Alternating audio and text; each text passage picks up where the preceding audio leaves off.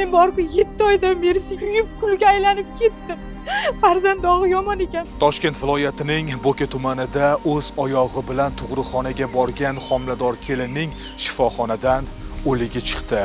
19 yoshli kelin vafot etdi. Homilasi esa nobud bo'ldi. 1:30da telefon qilganmiz, 2:30lar atrof edi.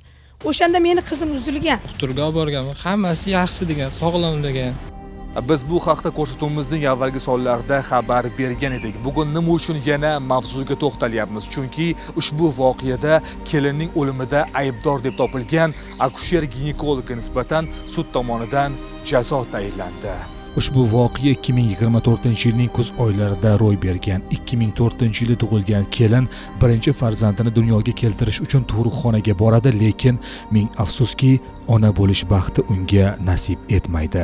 Aniqlik kiritilishicha, sudlanuvchi ayol Bo'ka tumanidagi tug'ruq bo'limida akusher-ginekolog lavozimida ishlagan. Sud hujjatlarida keltirilishicha, kelinning vafotiga allergik reaksiya oqibatida rivojlangan anafilaktik shok, o'tkir yurak va nafas qon tomir yetishmovchiligi sabab bo'lgan deb ko'rsatilgan. Taksidan tushganmi, telefon qilishdi. Keliningiz mazasi bo'lmayapti dedi. Sraz qaytib bordi. Borgandan keyin kuyovimga tilxat yozdirib olmoqchilar. Yozib bering, ana operatsiyaga olib kirib ketyapmiz deb. Men baqirdimki, meni bolam operatsiya holatda kelmagan-ku deb, nima qilyapsizlar sizlar deb baqirdim. Baqirsam aytadi, "Xavotir olmang, nevarangiz tug'iladi, 7 oylik, 30 haftalik ekan" dedi. Kirsam, yuragiga tok uryapti. O'sha 1:30-2:30lar atrofi edi. O'sha 1:30da telefon qilganmiz, 2:30lar atrofi edi. O'shanda meni qizim uzilgan. Jinoyat ishi hujjatlarida keltirilishicha, ayolning salomatligi to'liq o'rganilmasdan unga nisbatan dori vositasi yuborilgan va bu kelinning o'limiga sabab bo'lganligi aytildi.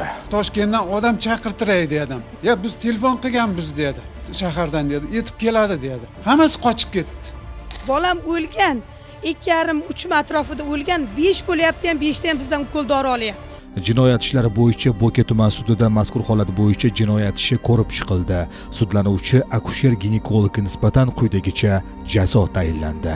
Toshkent viloyat sudi matbuot kotibining millarga xabar berishicha, sudlanuvchi ayol Jinoyat kodeksining 116-moddasi 4-qismi B bandida nazarda tutilgan jinoyatni sodir etganlikda aybdor deb topilib, unga nisbatan 3 yil muddatga muayyan huquqdan, ya'ni sog'liqni saqlash tizimlarida tibbiy faoliyat bilan shug'ullanish huquqidan mahrum qilib, 4 yil 6 oy muddatga ozodlikni cheklash jazosi tayinlangan. Hurmatli tibbiyot xodimlari, bilamiz har biringiz bemorlarning hayotini saqlab qolishga harakat qilasiz, lekin mana shu jarayondagi birgina xato ko'rib turganingizdek 19 yoshli kelinni bu hayotdan olib ketdi. Ba'zi shifokorlar kasbingizga yanada mas'uliyat bilan yondoshsangiz, bu kabi baxtsiz hodisalar kamayar edi. Biz shu o'rinda kelinning yaqinlariga yana bir bor hamdardlik bildiramiz.